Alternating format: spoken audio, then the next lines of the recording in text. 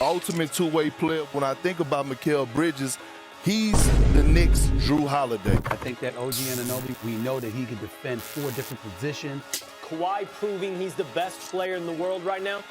He's proven he's a superstar. Brandon Miller, I don't know where this notion comes from. He's some front court player. He can score off the dribble. He can create his own shot.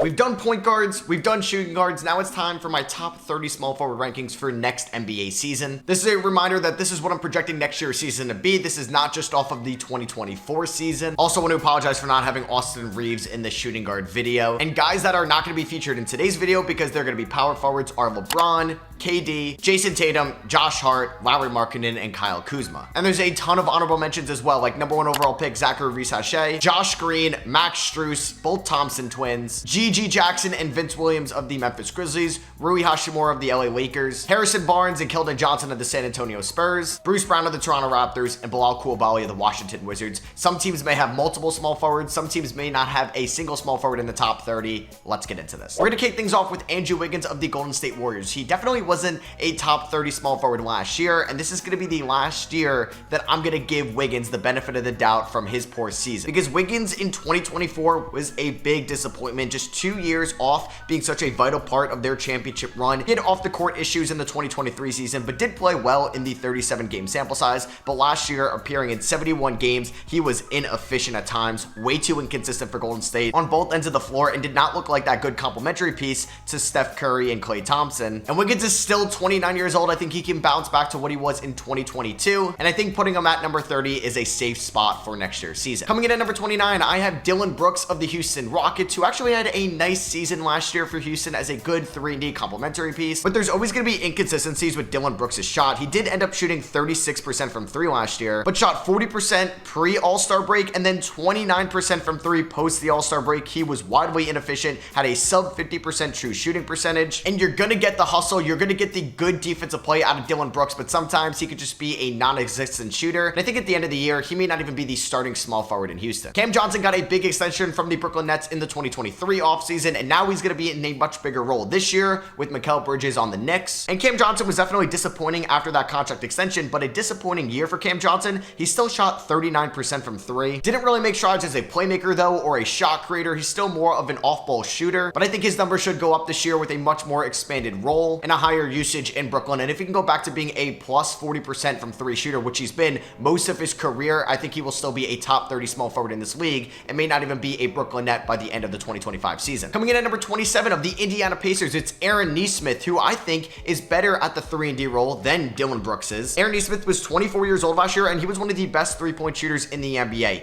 12 points, 4 rebounds a night, and shot 50% from the field, 42% from 3. He was elite in the corners, he was elite above the break, and he's someone that stepped up in the playoffs for Indiana defensively when Benedict Mathurin was hurt. He was someone that was guarding guys like Jalen Brunson and Jason Tatum and Jaylen Brown and doing all he could on that end of the floor. I think he plays with a lot of hustle, a lot of motivation, and Aaron Nesmith, if he had a much more larger role, but he's playing behind a ton of wings in Indiana, I think he could actually be a top 20 small forward in this league, but just due to that decrease in volume, he can't crack the top 25. I mentioned that Aaron Nesmith was one of the more efficient 3-point shooters last year. Well, now let's talk about arguably the second most efficient 3-point shooter outside of Steph Curry in Grayson Allen of the Phoenix Suns. Grayson Allen broke out last year. He ended up shooting 50% from the field for Phoenix, averaged 13.5 points, 4 rebounds, and 3 assists a night. And oh yeah, shot 46% from 3 on 6 attempts a night, was also an elite free throw shooter as well, and has been pretty much since he ended up getting traded back to Memphis in the 2019 offseason. And that earned Grayson Allen a contract extension this offseason as well. There's obviously going to be a peak with Grayson Allen because of his liability on the defensive end of the floor, but hey, you'll definitely take this for someone that's your 4th scoring option in Phoenix. Coming in at number 25, I'm DeAndre Hunter of the Atlanta Hawks. He's not really going to be any higher here because he is usually injured, and I do think he's somewhat underrated in this league because I think he provides positive value on both ends of the floor. He's not really much of a playmaker, but last year in 57 games, he averaged 15.5 points and 4 rebounds a night. He shot 46% from the field,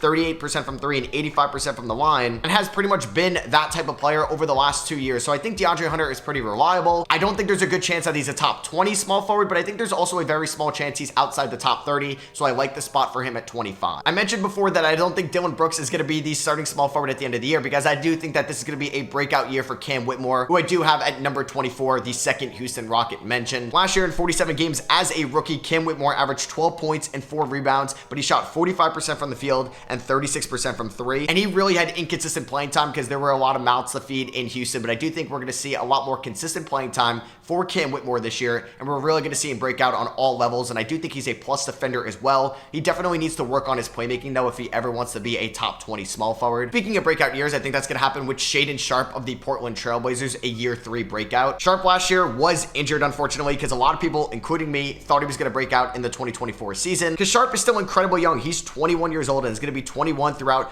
all of his 3rd year in the NBA. He did not play collegiate basketball whatsoever, and I thought impressed a lot of people as a rookie. Last year was a little bit of a down year. Like I said, though, he was banged up, but he has all the tools, athleticism, and skills to be a great two-way player in this league. He can rebound, he can play make, he can lock in on the defensive end of the floor, and I think he can also score from the 3-point line, mid-range, and finish inside. And I do think if he gets ample playing time and shots, Shaedon Sharpe is going to be a fringe top 20 small forward this year. It is going to be tough for Shaedon Sharpe to be a full-time starter by the end of the year because he's going to be behind my next guy here at 22, and that is the new Portland Trailblazer in Deni Avdija. Deni Avdija was traded from the Washington Wizards to the Portland Trailblazers this offseason, and Portland values Deni very highly. They gave up the 14th overall pick, Malcolm Brogdon, and a future first rounder to get Deni, who finished 6th in most improved player voting last year, broke out for the Wizards, averaging 15 points, 7 rebounds, 4 assists a night, improved on the defensive end of the floor, and his outside shot, going from 30% from 3 in the 2023 season to 37% from 3 in the 2024 season. And he improved every aspect of his game in a dumpster fire situation in Washington last year, and he's going to be playing with a lot better players around him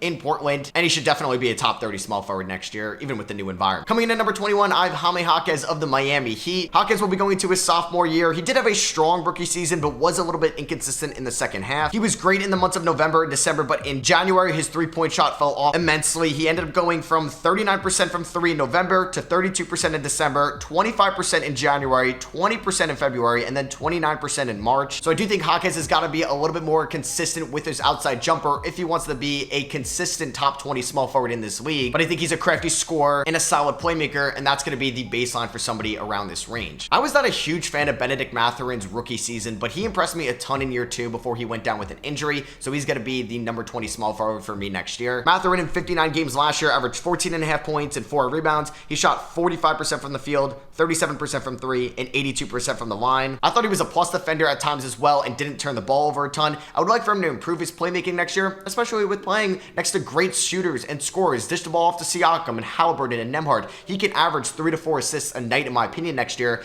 I'd rather Mathurin stay around 14.5 points per game, but improve the 3-point shot, improve the playmaking, improve the defense, and show that you're a really good complementary piece in this league. And if he does all that, 20 may be too low. Coming in at number 19, I do have Klay Thompson, the new Dallas Maverick. Klay was a small forward last year for Golden State. This year, he's definitely going to be a small forward for Dallas with Luka at the 1 and Kyrie at the 2. Last year in 77 games, Klay averaged 18 points and shot 39% from 3 and 93% from the line, but we did see Klay be a little bit more inconsistent and also struggle on the defensive end of the floor as he did decrease his value on that end. Klay last year as a starter in 63 games shot 42% from the field and 37% from 3, but when he moved to the bench, he played in 14 games but shot 46% from the field and 43% from 3, and in my opinion, improved his defensive value as well. He also averaged more points off the bench and was overall a better player, so maybe that could be the role for Klay towards the end of this year for Dallas, but either way, I do think he could still be a top 20 small forward in this league. Coming in at number 18 of the Oklahoma City Thunder, I do have Lou Dort, probably going to come off the bench this year because I do have Jalen Williams as a small forward, with Hardenstein now being a Thunder. Last year, Lou Dort was as good 3-and-D player as you can get. He ended up shooting just under 40% from 3 and still played elite defense for somebody in his role. I do think he took a little bit of a step back defensively that we'd known from Lou Dort in the past, but he could still put people in the torture chamber and has such good value to Oklahoma City in this role that if he's going to shoot high 30% from 3 throughout the rest of his career, he's always going to be a top 20 small forward going to each year. Coming in at number 17, it kind of hurts to have him here because I would have had him a lot higher if they traded a guy we'll get to a little bit later, and that's Trey Murphy of the New Orleans Pelicans. A lot of people are predicting Trey Murphy to break out this year. I just don't know where the shots are going to come, and they also added DeJounte Murray this offseason and only moving off of Dyson Daniels and Larry Nance. And yes, Jonas Valanciunas left in free agency. I just don't know if there's going to be a chance for Trey Murphy to improve on his 11 shots per game that he had last year. He was very efficient though, 38% from 3 on 8 attempts a night. He did also tag along 5 rebounds, just under a steal a night, and 2 assists. He's not going to get into foul trouble. He's not going to turn the ball over, and he's going to be a plus defender as well. Like I said, I just don't think the volume is going to be there for Trey Murphy to improve to be a top 15 small forward in this league in the role he's currently in. Coming in at number 16, I have Chris Middleton of the Milwaukee Bucks, someone that's definitely getting a little bit older, so this may be the last time he could be in this range. He's going into his age 33 season. He's coming off a year where he appeared in 55 games, averaged 15 points, 5 rebounds, and 5 assists, shot 49% from the field, 38% from 3,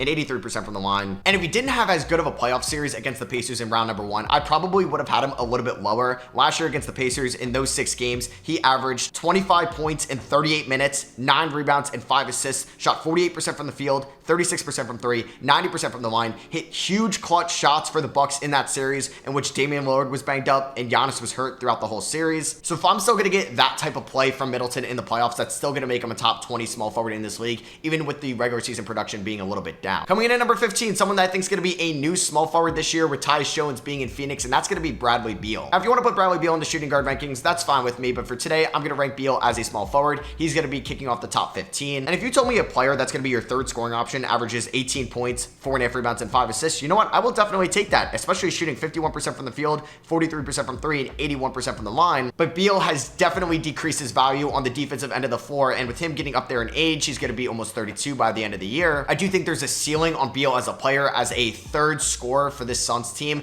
for someone that's not going to provide too much playmaking value or too much value on the defensive end of the floor. But I do think Beal is as good as a number 3 option as you could get in this league. It's just a shame that he is overpaid. And he's also struggled to stay healthy on the floor as well. He has yet to play over 60 games since the 2019 season. Coming in at number 14, I have another New Orleans Pelican, and he's not even going to be the last one. It's Herb Jones. I talked about how good of a 3-and-D player that Lou Dort is. Herb Jones is even better. Herb Jones is coming off a year where he averaged 11 points, 3.5 rebounds, and 2.5 assists. He shot 50% from the field, which is his career high. He also improved his 3-point shot, which was 33% in year 2 to 42% last year. Took even better shots, had a way more balanced shot selection and shot diet out there. He's a really good free throw shooter. And oh yeah, one of the league's best defenders on the perimeter, 1.4 steals a night, was on all defensive first team and finished 5th in defensive player of the year voting. And he's a perfect complementary piece in that 3-and-D role. Coming in at number 13, I have Jaden McDaniels of the Minnesota Timberwolves. McDaniels isn't going to score as much as some of these other guys ahead of him because he is the 4th or 5th scoring option in Minnesota. And last year, McDaniels was still an elite defender. In a down year, I think, from his 2023 season, he was still on all defensive second team. And I think McDaniels is going to bounce back with his outside jumper. He shot 40% from 3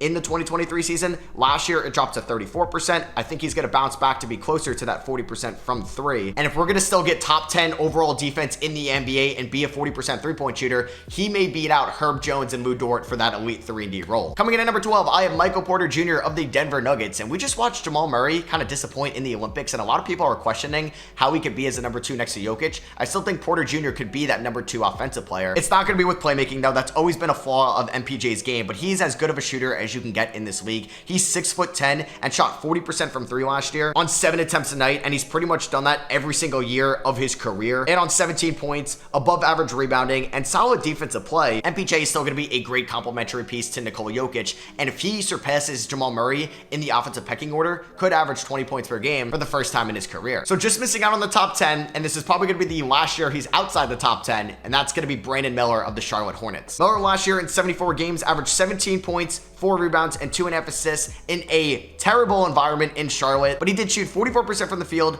37% from 3, 83% from the line. I thought looked super smooth out there for a rookie, looked confident, calm, and composed, and he was able to get to his own shots. He had a great sense of where he wanted to get on the floor in the half court, especially without his star point guard leading the way for him in LaMelo Ball, who was injured for most of the season. There was a lot of roster turnover at the trade deadline, a lot of new turnover in the organization itself with the ownership, front office, head coach, and I think Miller was a veteran in his rookie year handling all of that, and that's what's going to make me think that he's going to be a top 15 small forward next next year, and this may be a low spot for him. And kicking off the top 10, another New Orleans Pelican. We talked about Trey Murphy. We talked about Herb Jones. Yeah, I got Brandon Ingram, who is still a Pelican. I'm really shocked that they didn't trade him this offseason. Maybe there wasn't a good enough market for Ingram because you do have to pay him probably $50 million a year and give up trade assets to get him. Last year in 64 games, a little bit of a down year from his 2023 season. Ingram averaged 21 points, 5 rebounds, and 6 assists, shot 49% from the field, 35% from 3, and 80% from the line. I thought the playmaking didn't look as smooth as the 2023 season, and that kind of went to Zion in that lead playmaking role from a forward spot. I just feel like Ingram wasn't consistent enough on both ends of the floor to be any higher next year,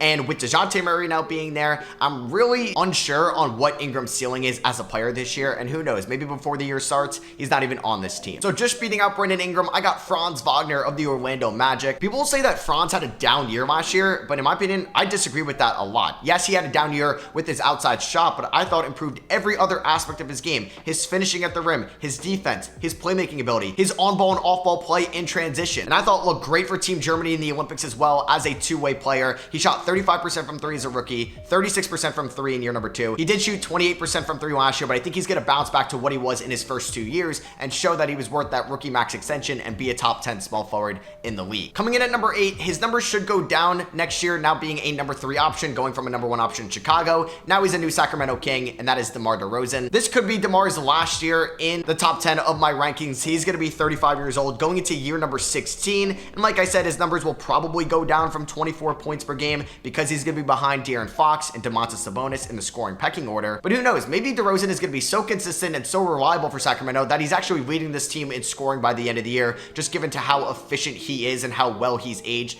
as a scorer in the half court. And he's been so reliable for Chicago over the last 3 years, so I'm going to give him the benefit of the doubt and still mark him as a top 10 small forward in the league, even going into year number 16. And just beating DeMar DeRozan out for the number 7 spot, it is Jalen Williams of the Oklahoma City Thunder. Williams also improved every aspect of his game last year, going from 52% from the field in his rookie year to 54% in year number 2, 35% from 3 in his rookie year to 43% in year number 2. He improved his free throws, his rebounding, his playmaking, and his defense, which I think should be the most important thing there, because J-Dub is as efficient and reliable as it gets as a complementary piece on both ends of the floor for Shai Gilgeous-Alexander running the show in Oklahoma City. We'll see how much Alex Caruso or Hartenstein are really scoring for this team, so I don't really think that should impact J-Dub's offensive usage and could still be a borderline 20-point per game scorer in this league. And this may be the last year he's outside my top 5 small forward rankings. Coming in at number 6, I have Mikal Bridges, the new New York Knicks. Mikal Bridges was definitely disappointing last year, being a number 1 in Brooklyn throughout a full season. In the 2023 season, after getting traded to Brooklyn, in 27 games, he was elite as a number 1 option, averaging 26 points,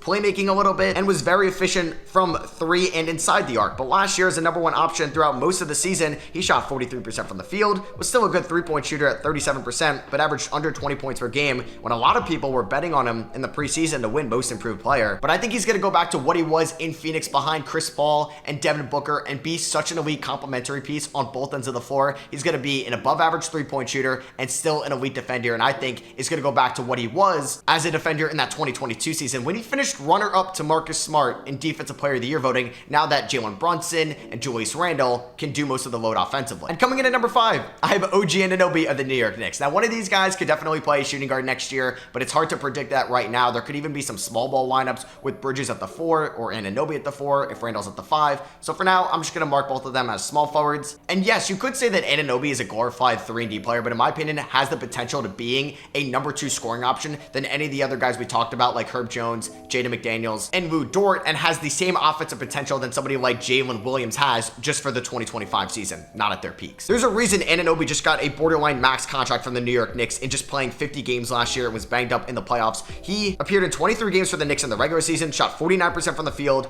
40% from 3, 79% from the line, averaged 14 points, 4.5 rebounds, but was one of the league's best defenders when he's out there. The problem with Anunoby is he struggles to stay healthy, but when he wants to be aggressive, he can be such a good scorer in this league. And I think that was on full display in game 2 against the Pacers in round number 1 before he went down with the hamstring injury. He stepped up as a number 2 scoring option for the Knicks. He put on 28 points on 53% shooting, shot 57% from 3, and was playing elite defense, showing that aggression and that he could be actually a 20-point per game scorer in this league with top 5 defense on the perimeter as well. And in my opinion, Anunoby is a top 5 small forward in the NBA. Coming in at number 4, it's someone that could be his last year in this top 5, and it's Jimmy Butler of the Miami Heat. This could also be Jimmy's last year in Miami as well, but Jimmy led the Heat to an NBA Finals appearance in 2020 and semi-recently in 2023. So I still want to give Jimmy the benefit of the doubt because he's proven to be a top 5 small forward when it matters in the playoffs. In the regular season though, you can make a good argument that Jimmy isn't a top 5 small forward, but as a number 1 option, I think I rely on him more than anybody else we've talked about because he's shown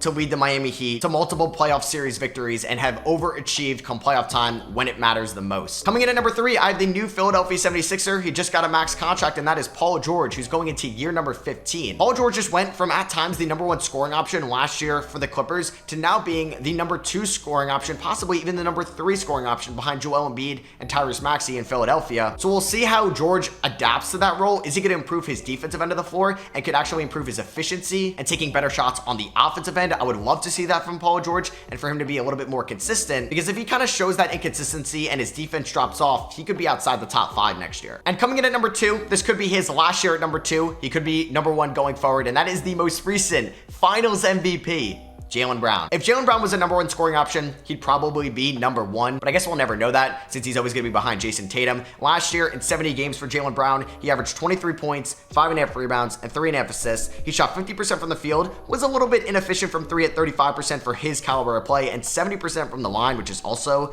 kind of weird, but he was an all-star. In my opinion, he was a really good defender, and if he was on an all-defensive team, I wouldn't have batted an eye, but showed out in the playoffs, getting Eastern Conference Finals MVP and Finals MVP, and even though he accomplished so much last year, he probably is going to be playing with a chip on his shoulder this year since he was snubbed off of Team USA, and like I said, he could be the number 1 small forward next year, and I 100% see that vision. But coming in at number 1, this is the last year I'm giving him the benefit of the doubt because he has proven to be a number 1 option on multiple successful teams in this league, and that is Kawhi Leonard. This is going to be his first year without Paul George in Los Angeles, and we'll see how he's going to look with a completely different team. They lost Russell Westbrook. James Harden's now the number 2 option. They picked up Derrick Jones Jr. and Chris Dunn in free agency. But the thing is with Kawhi, he struggles to stay healthy. Last year, he appeared in 68 games, which was the most since the 2017 season. In the 2017 season, Kyrie was still on the Cavs. Paul George was a Pacer. Carmelo Anthony was a Knick. So we finally got to see Kawhi play in a ton of games, and he was still an elite 2-way player and is also one of the most efficient players in this league. He's up there with Kevin Durant level efficiency, 53% from the field, 42% from 3, 89% from the line. Good playmaker, good defender, good rebounder. And like I said, if Kawhi Leonard could stay healthy this year, which is always a big if, he could be the best small forward in the league. But if he struggles to stay healthy out there, it's going to go to Jaylen Brown. So yeah, that is going to be it for me. I hope you guys did enjoy. Let me know what you agree with or disagree with my small forward rankings in the comments below. Drop a thumbs up if you enjoy. I would really appreciate that. And I'll catch y'all in the power forward video. Peace.